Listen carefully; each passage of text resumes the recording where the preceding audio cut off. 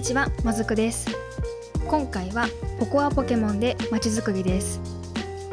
3本目のまっさらな街の動画になります。ただ今回作る場所は1本目に作ったモーテルの跡地です。どういうことかと言いますと、2本目に作った街と比べるとモーテルはもっと街の外れにあった方がイメージと近かったので、一旦取り壊しました。また別の場所に復活はするんですけど、今回はその跡地に建物を7軒作ってどんどん街化させていこうと思います。それでは早速始めていきます。どうぞ。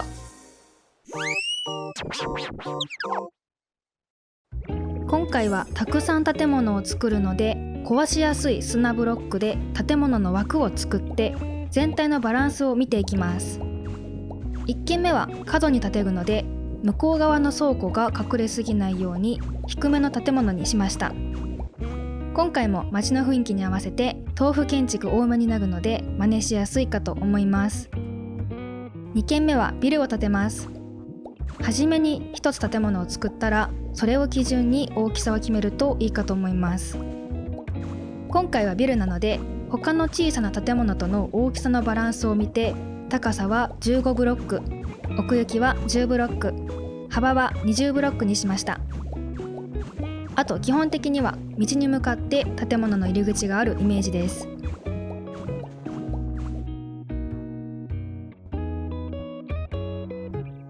3軒目はまた小さめな建物を作ります。奥行きも意識したいので、道から6ブロック離れたところから作りました。3軒目はコンビニ風の建物にするので、正面に1列屋根を作っています。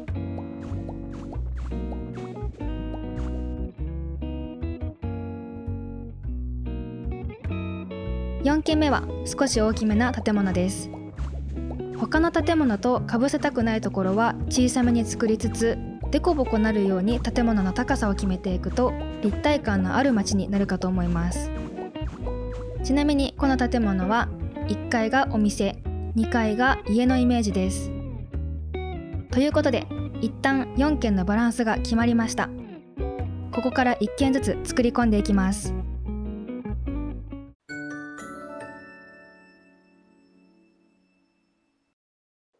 1軒目は大きな出窓がある建物です。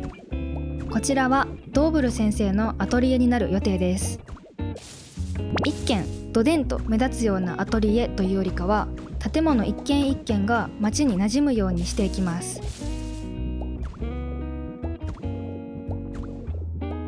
1軒目は全体的に色はグレーで、オレンジを差し色に作っていきました。この街ではモノトーン、オレンジ、赤、茶色、青系で統一して街を作ります。そしてこの建物のポイントは、上下の列におしゃがれんがブロックを使ったことです。このブロックを使うとメリハリがつくので、豆腐建築でもいい感じになってくれます。加えて入り口周りだけ鉄のタイルブロックに変え、出っ張り壁とツルツルの日よけで立体感を出します。なんとなくメインのグレーは壁に使い、アクセントのオレンジは屋根や窓などの装飾に使い分けています。さらにパイプで立体感を出し、隣接する建物と被るところは窓は設置せずに壁にしました。そして今回の一番のポイントは屋根上・屋上の装飾です。大きな換気扇を設置し、パイプを伸ばしていきます。この作業が建築の中で一番楽しいです。リアリティ重視な私からすると、この装飾はすごくリアルになるのと、何よりこれだけで一気に豆腐建築が立体的になります。三角屋根も可愛いんですけど、この装飾ができるというだけで一生豆腐建築をしていたいくらい可愛いです。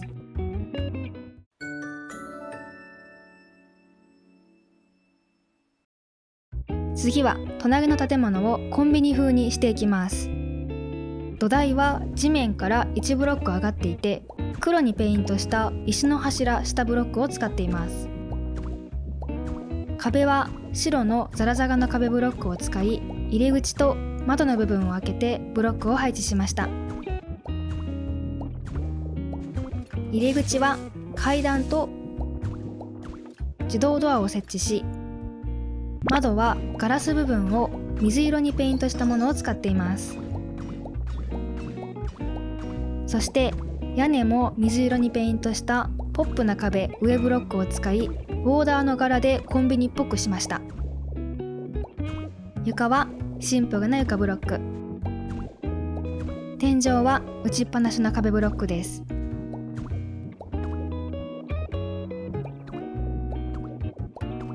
そしてこちらにも大きな換気扇とパイプを設置。なんとなく施設だとこういった設備がたくさんあるイメージなので、多めに設置しました。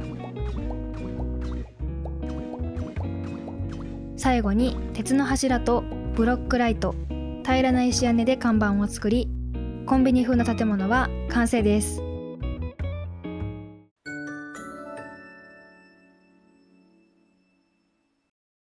3軒目は1階がお店、2階が家の建物を作ります。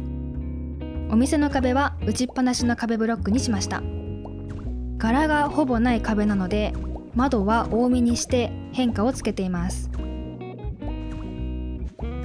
入り口部分は1マス奥に引っ込めて屋根を作って立体的にしました。窓はグレーにペイントしたものを使っています。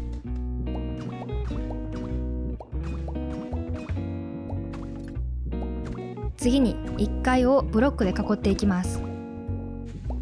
地面から天井までの高さは4ブロック以上にすると圧迫感をギリギリ感じないくらいの高さになるかと思います。2階との境目は出っ張り壁を並べていきます。凹凸のあるブロックなので簡単に立体感が出せてすごく使いやすいです。2階は茶色にペイントしたモダンな壁ブロックを使います。1階が柄のない壁だったので、2階は柄のある壁を使って変化をつけました。個人的に建築よりもどのブロックを使用するかの選択がすごく難しく感じるんですけど、なんとなくやってて分かったのが、無地やシンプルなデザインのブロックと組み合わせるときは、細かい柄のブロックやおしゃれレンガブロックみたいにはっきりとしたデザインのブロックを使うと間延びせず単調になりづらい気がします。次にグレーにペイントしたデコボコ板を天井に並べていきます。そしてこの建物は奥行きがあるので、ベランダも取り入れてさらに立体感を出していきます。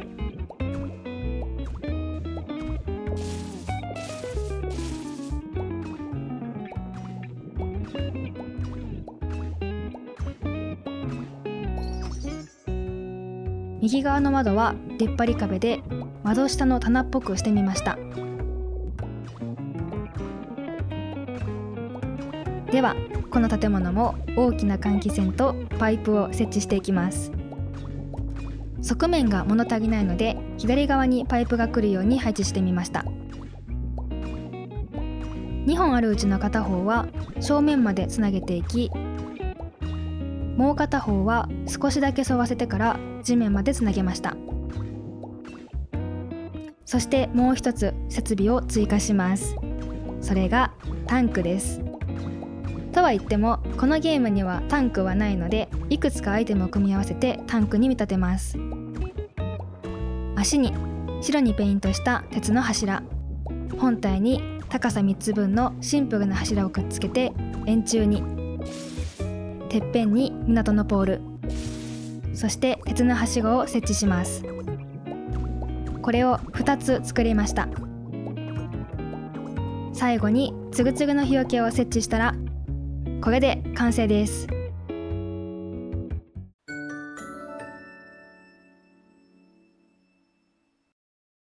4軒目はビルを作ります。たださすがに長方形すぎるので砂ブロックを使って当たりをつけていきます。するとこんな感じです。正面を立体的にして真ん中で区切りました。では区切ったところに黒にペイントした上げ下げ窓を設置していきます。壁は水色にペイントした石のタイルブロックを使いました。同じように上と正面にも作り、最終的に縦に3列作りました。裏はブロックで埋めてしまって、四隅をグレーにペイントした鉄のタイルブロックに変えます。そして一番上の15ブロック目は出っ張り壁に変えました。立体的にしたところも鉄のタイルブロックに変えていきます。正面中央もブロックで埋め、立体的にしたところは石のタイルブロックに揃え直しました。一旦こんな感じです。では次は1階を白にペイントしたザラザラ壁ブロックを使って作っていきます。立体的にするために1階は前に出して作りました。そこにシャッターを2つ設置し、倉庫を作ります。左側も同じブロックで壁を作っていきます。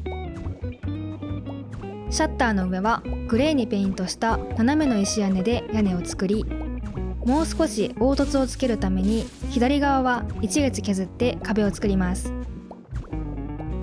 そしてドアと窓を設置し、つぐつぐの日よけで飾り付けます。1階は正面と同じブロックで囲っておきました。2階と天井は打ちっぱなしの壁ブロックを使います。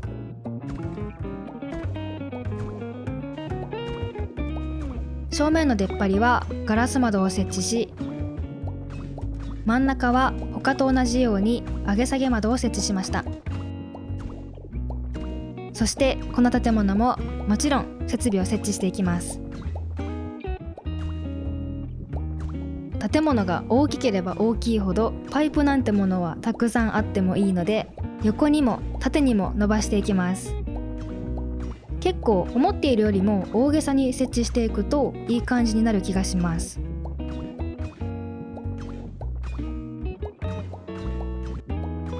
これで背面が良くなりました。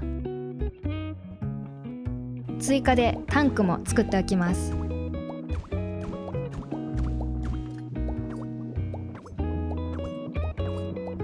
そして裏には非常口を作ります。床は金網の床、階段は鉄の階段で、窓の高さに合わせて踊り場を作っていきます。パイプがあるところは向きを変えました。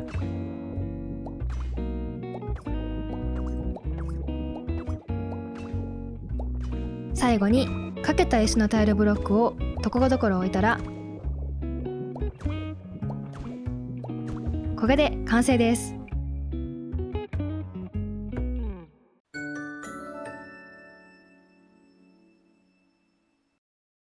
次は裏に建物を追加します。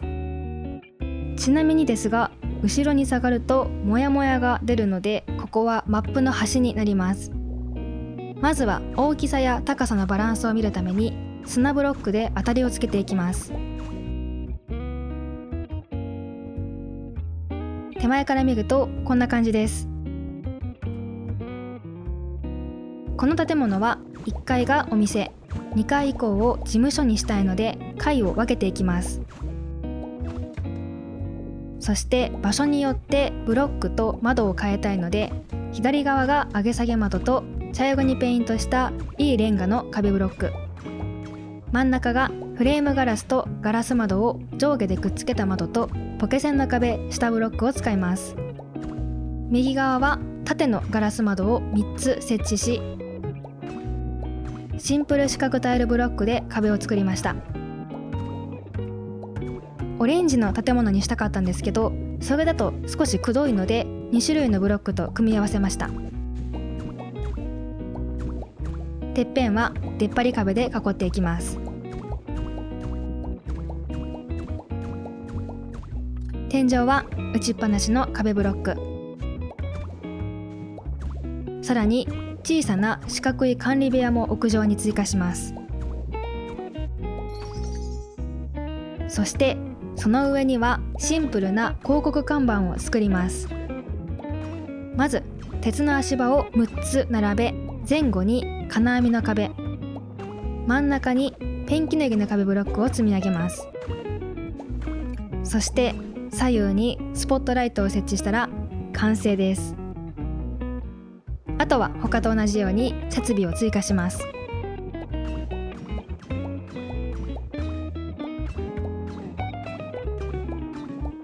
次は正面を作ります。打ちっぱなしの壁ブロックで廊下を作り、1階にも同じブロックを置いていきます。ドアは2つ設置し、上に蛍光灯、横に蓋付き窓、パイプでダクト、さらにフレームガラスで横長の窓を作ります。そして壁が切り替わっているところから下の階まで階段をつなげていきます。次に1階です。漆喰の壁ブロックで壁を作っていきます。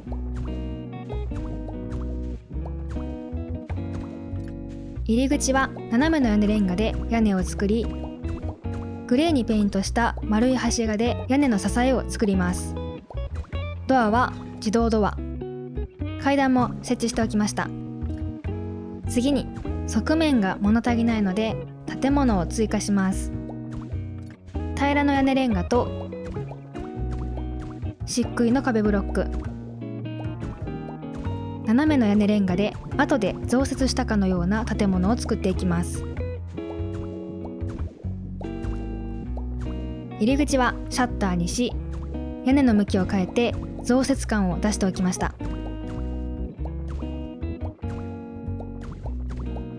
左側にも屋根を追加します。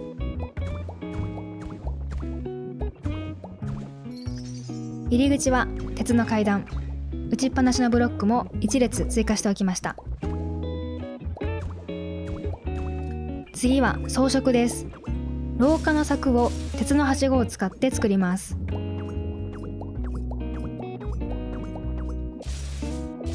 そして自動ドア横にウォールライト、増設した建物に蓋付き窓、あとはパイプを追加していきます。私は設備業者とかではないので全く知識はないんですけど、なんとなく意味がありそうな位置に設置するとそれっぽくなる気がします。換気した方が良さそうなところとか、雨水を流すためだったりだとか、建物を作ったりアイテムを配置したりするときは一つ一つに意味があるように作っていくとリアリティが出せるし、まとまりも出るかと思います。ということでこれで完成です。ちなみに増設した建物の中には火力発電マシンを設置しておきました。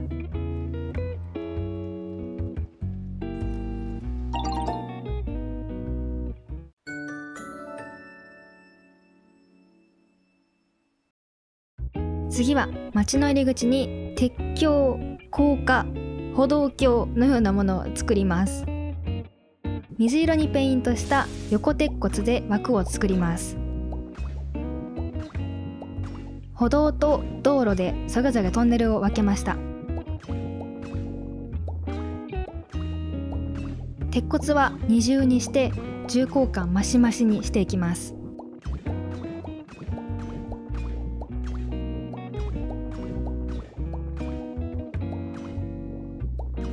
そしてグレーにペイントした凸凹板で屋根を作り、石の床ブロックで壁を作ります。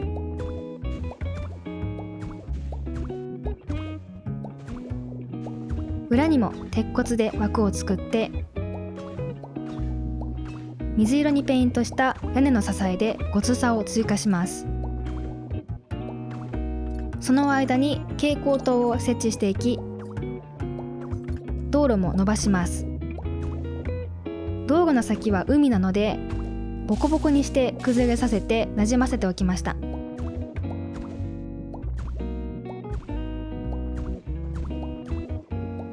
歩道も同じようにしていきます。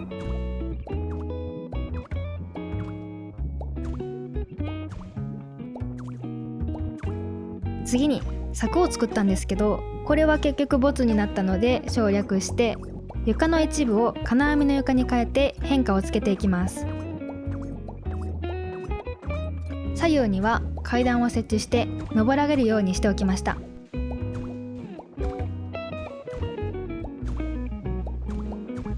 ということで完成です。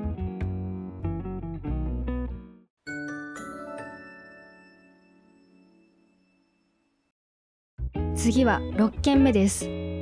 まだ作るんかーいって思うかもしれないんですけど、私もびっくりするぐらい建築が止まりませんでした。ここは2階建ての建物を作ります。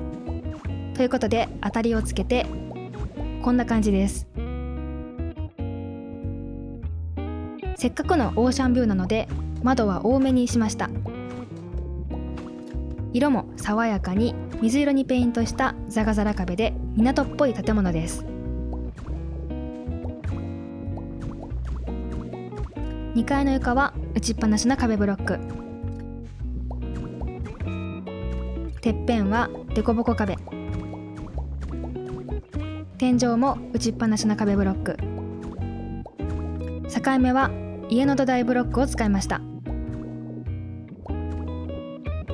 そしてここからなんですけど、私としたことが動画の素材を消してしまったので、こちらが完成形になります。入り口はスタイリッシュなドア、側面に小窓、屋上はいつものやつです。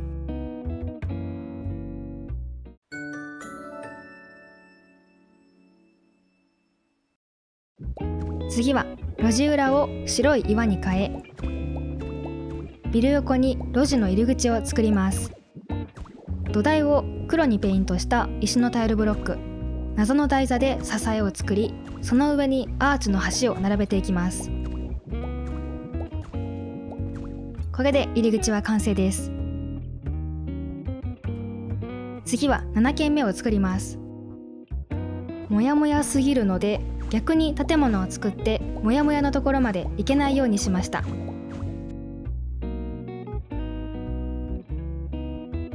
壁はペンキ塗りの壁、アクセントにおしゃれレンガ下ブロック、一列削って出っ張り壁を並べていきます。屋根はグレーにペイントした平らな石屋根で作り、一部金網の床で屋根を作って光を入れます。そして入り口や窓を設置していき、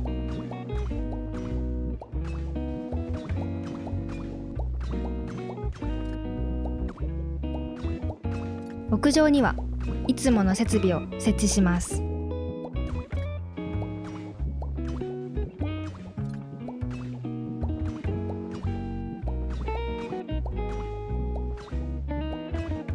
最後に金網の壁を端っこに設置したら、これで完成です。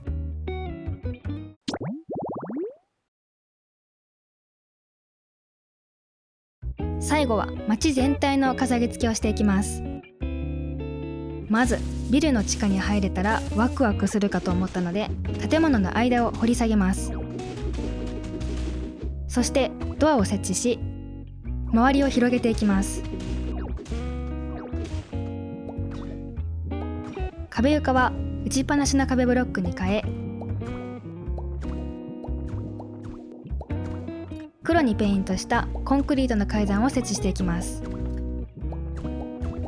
パイプも調整し、これで地下への入り口は完成です。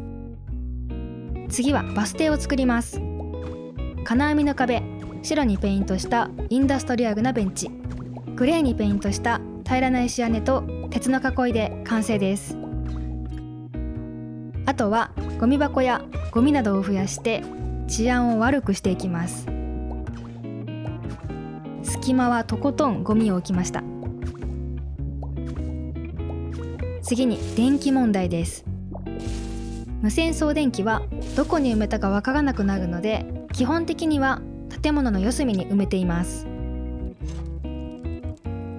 加えてこの町は電柱が似合いそうだったので、鉄の柱で高さを上げて設置していきます。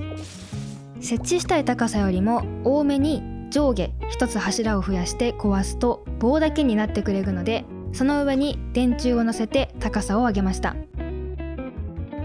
この高さでどんどん電柱をつなげていきます。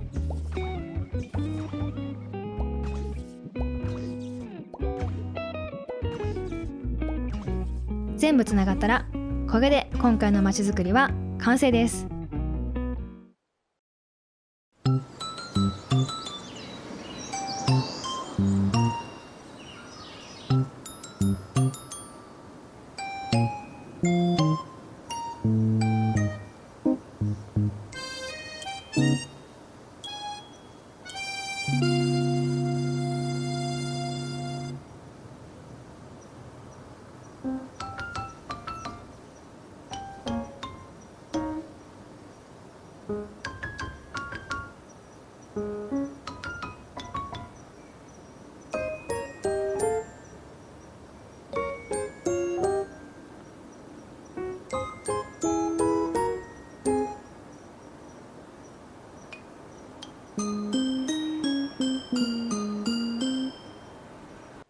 いかがでしたでしょうか。